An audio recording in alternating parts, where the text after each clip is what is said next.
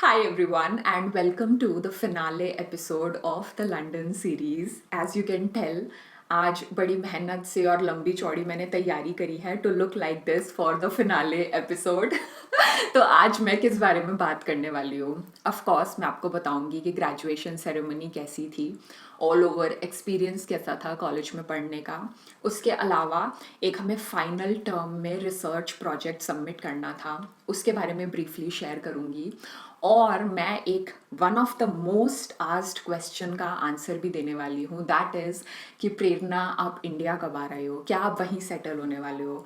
मुझे ऑलमोस्ट हर दूसरे वीडियो पे ये कमेंट मिलती है, तो मैं आज इसका भी आंसर देने वाली हूँ। So let's get started.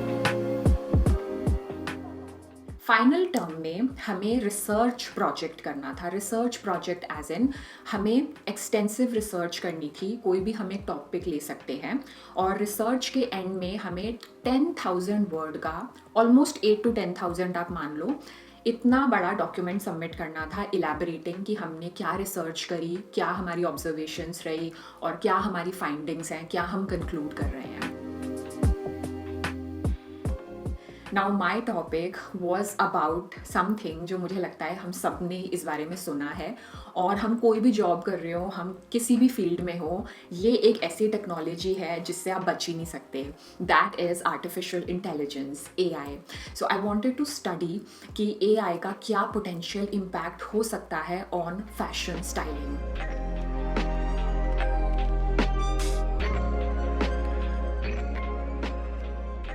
So remember this whole food shoot I shoot to you. तो मैं आपकी ना इसकी ओरिजिनल फ़ोटो दिखाती हूँ। So this is the original picture जो मैंने शूट करी थी मॉडल के साथ। After I saw the picture मुझे ऐसा लगा आई विश पीछे थोड़े ना सब्जियाँ और होती, थोड़ा और भरा भरा लगता तो ज़्यादा अच्छा लगता। So I fed this picture to the AI और मैंने AI को बोला पीछे थोड़ी सब्जियाँ भर दो। ऑफकोर्स फर्स्ट अटेम्प्ट में नहीं आया, फिर मैंने उसे बोला रीट्राई, और एक दो बार रीट्राई करने के बाद उससे ना पीछे थोड़ी सी एक आई थिंक मटर और ब्रोकली ऐड कर दी, and this was the final result. और इसमें थोड़ा ज़्यादा भरा हुआ लग रहा था। तो ये ना एक बहुत ही अमेजिंग टूल है using which you can make your pictures better. और ये तो खैर फैशन स्टाइलिंग शूट से रिलेटेड है। Let me show you something that you can actually use for may be your Instagram pictures. So remember this picture मैंने पिछले साल I think April में ये शूट करी थी। तो मुझे ना ऐसा लग रहा था आई विश ये वॉल थोड़ी सी भरी हुई होती, पीछे कुछ लैम्प दिखता, पीछे कुछ फर्नीचर दिखता। तो मैंने ना AI को ये पिक्चर फीड करी, तो AI ने ना पीछे एक पेंटिंग लगा दी और एक लैम्प खड़ा कर दिया। तो मुझे लगा ये सही है अगर आपको अपनी पिक्चर में कुछ ऐड करना है या माइनस करना है। ऑल्दो आप जब ध्यान से देखोगे ना, यू कैन सी कि AI ने यहाँ से मेरे जो पर्ल की जो स्ट्रिंग है उसे भी एक्सटेंड कर दिया। तो over the period of 3 months मैंने AI का इम्पैक्ट स्टडी करा, पोटेंशियल इम्पैक्ट क्या हो सकता है फैशन स्टाइलिंग पर। काफ़ी लोग कह रहे थे स्टाइलिस्ट की जॉब चली जाएगी, जब AI आइडिया बना देगा तो स्टाइलिस्ट क्या करेगा। तो इस टाइप के ना, जैसे हर इंडस्ट्री में हर जॉब प्रोफाइल के लिए आजकल ऐसी बातें चल रही हैं। So I just wanted to study that impact and this was what my project was about. तो रिज़ल्ट बहुत ही ज़्यादा अनएक्सपेक्टेड आया, जो मैं सपनों में नहीं सोच सकती थी ऐसा रिज़ल्ट आया। और रिज़ल्ट ये था कि जब डिक्लेयर हुआ, जब मैंने कॉलेज के पोर्टल पे देखा कि क्या रिज़ल्ट आया है, वहाँ पर फेल लिखा था। तो हबड़ तबड़ में मैंने खोल के देखा, उसमें ना पूरा फीडबैक लिखा होता है कि क्या रीज़न है, क्या है। तो उसमें उन्होंने लिखा हुआ था कि आपका जो 10,000 वर्ड का डॉक्यूमेंट है, जो रिसर्च प्रोजेक्ट है, वो हमें मिला ही नहीं। उन्होंने कहा कि हमने पोर्टल पे पूरा सर्च करा, आपके नाम का हमें मिला ही नहीं प्रोजेक्ट। और मैं शॉक हो गई, मुझे लगा कि ये कैसे हो सकता है, क्योंकि आई वॉज़ वेरी श्योर। और क्या होता है कि आप पहली बार भी अपलोड कर रहे हो तो आपको लगेगा आपसे कोई गलती हो गई है, बट पहले टर्म में मैंने सब कुछ अपलोड कर लिया, सेकंड में कर लिया, थर्ड में कर लिया, तो मैं फाइनल में कैसे गलती कर सकती हूँ, मुझे समझ ही नहीं आया। मैंने वैभव को जल्दी से बुलाया, मैंने कहा वैभव देखो ये रिजल्ट आया, और वैभव को भी समझ नहीं आया कि क्या लिखा हुआ है, क्यों लिखा है। वैभव मुझे बोलने लगा तुम श्योर हो तुमने अपलोड किया था? मैं कह रही हूँ वैभव मुझसे गलती हो ही नहीं सकती, मैं श्योर हूँ। मैंने कॉलेज में अपने डीन को मेल लिखा कि मुझे अच्छे से पता है, मैंने अपलोड किया था, ये मेरा डॉक्यूमेंट है, मैंने अटैच करके भेजा अपने मेल के साथ। और मैंने बोला कि मैंने ये डॉक्यूमेंट अपलोड करा था, आप प्लीज़ चेक करो, ऐसा हो ही नहीं सकता कि ना अपलोड हुआ हो।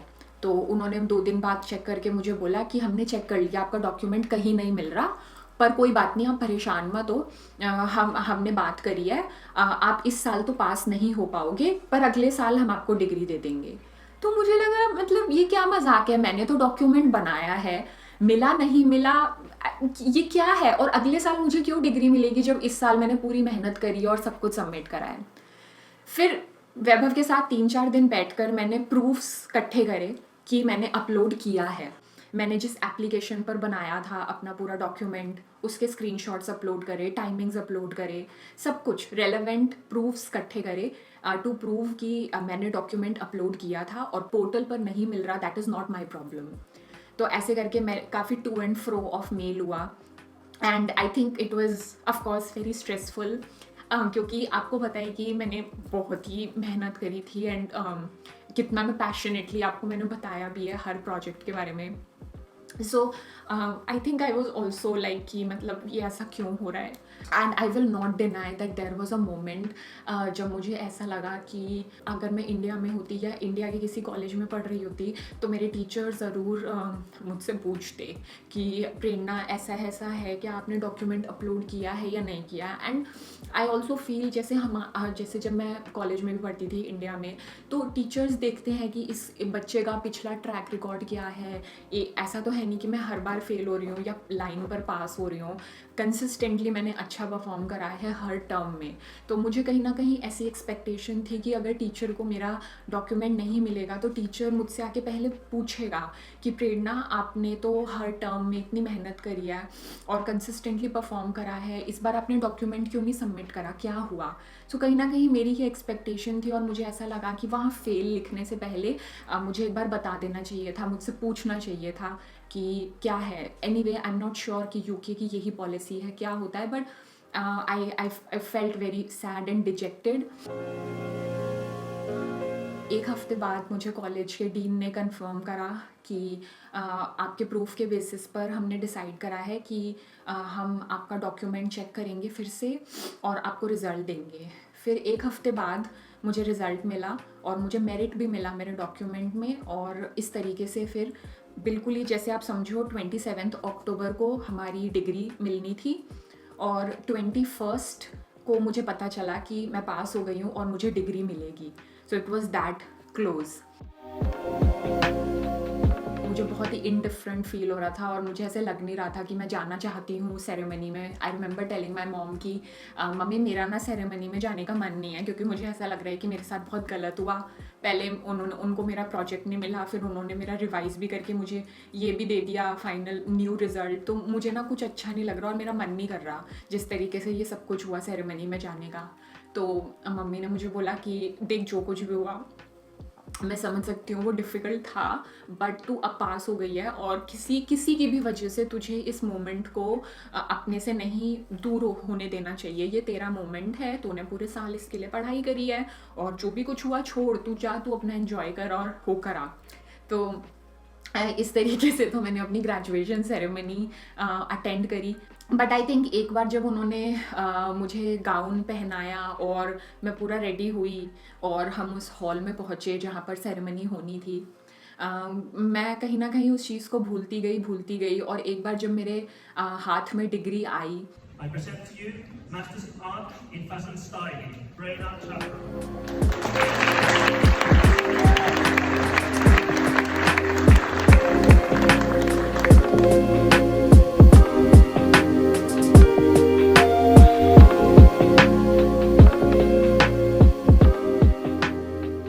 अगर आपने मेरे और एपिसोड्स देखे हैं in the London series, you know कि मेरे लिए इस डिग्री को लेना was no less than a roller coaster ride. पहले मैं आई पूरी एक्साइटमेंट में, फिर सडनली मुझे विड्रॉल सिम्टम्स होने लगे। I started looking for my identity. मुझे समझ नहीं आ रहा था who am I any more. मैं 21-22 साल के बच्चों में बैठी थी and I started feeling lost. फिर उसके बाद मैंने अपनी presentation the, that was a big high.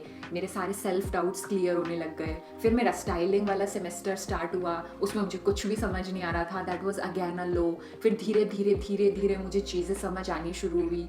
फिर फाइनली मुझे 3rd टर्म में डिस्टिंक्शन भी मिला अपनी जर्नल के लिए। फिर उसके बाद मेरा रिजल्ट आया 4th टर्म का, वो अपने आप में कुछ अलग था और मुझे ऐसा लग रहा था मुझे डिग्री मिलेगी नहीं। फिर 10 दिन बाद मुझे डिग्री मिल गई।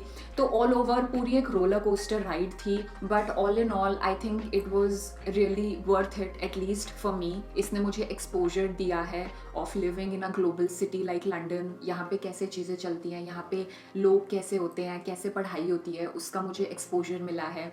मैं आपसे एक दूसरे वीडियो में भी कह रही थी, it feels like I have a new pair of eyes. मेरा आर्ट फॉर्म को, मेरा स्टाइलिंग, शूट्स को देखने का पर्सपेक्टिव चेंज हुआ है। ऐसा लगता है कि जैसे मुझे नई आंखें मिली हैं चीज़ों को देखने के लिए। अ डेकेड अगो, ऑलमोस्ट 10-12 साल पहले मेरे पापा की डेथ हुई थी। ऑल्दो मैंने इस बारे में कभी बात नहीं करा है बिकॉज आई डोंट नो, मैं अभी भी कंफर्टेबली बात नहीं कर पाती इस बारे में।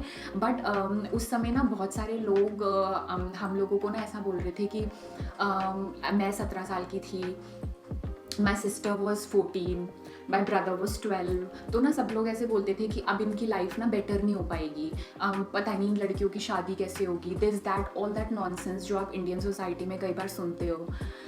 और अभी 15 साल बाद all 4 of us by God's grace are in such a good position. और मैं इसका क्रेडिट अपनी मम्मी को दूंगी और उनके थॉट प्रोसेस को दूंगी कि उन्होंने हमें कभी भी ये नहीं बोला कि तुम अपने आप को किसी से कम समझो।